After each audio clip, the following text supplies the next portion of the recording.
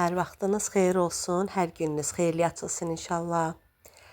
Deməli, axşama iftara qonaqlarım var. İnanın qəfil alınan bir qərar oldu.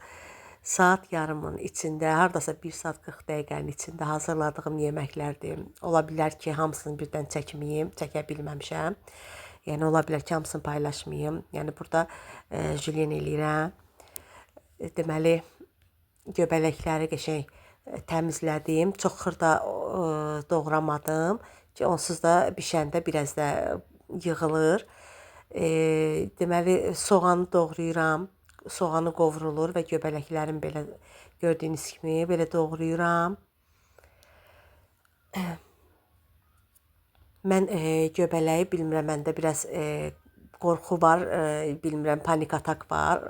2 dəfə çox pis zəhərlənmişəm deyə başqa bir şeydən. Sadəcə artıq bəzi yeməklərə qarşı qorxum var. Ona görə hər ehtimala qarşı göbələyi bir az da olsa mən onu pörtürəm. Əvvəlcə qəşəng yuyuram, sirkəli suda saxlayıram.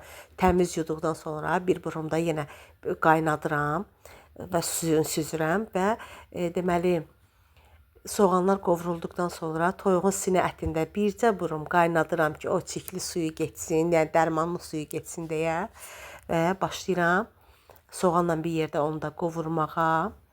Ondan sonra da belə bişmiş göbəkləri bişirmirəm. Sadəcə bircə burum da olsa qaynadıram ki, onun tərkibində olan əgər toksik maddə varsa hamısı getsin və o göbələkləri də bu cür qovururam.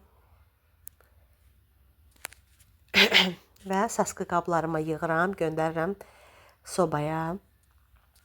Oradan-buradan çəkmişəm, çünki qonaqlarım gəlirdi deyə, yəni çatdıra bilmirəm deyə hamısını.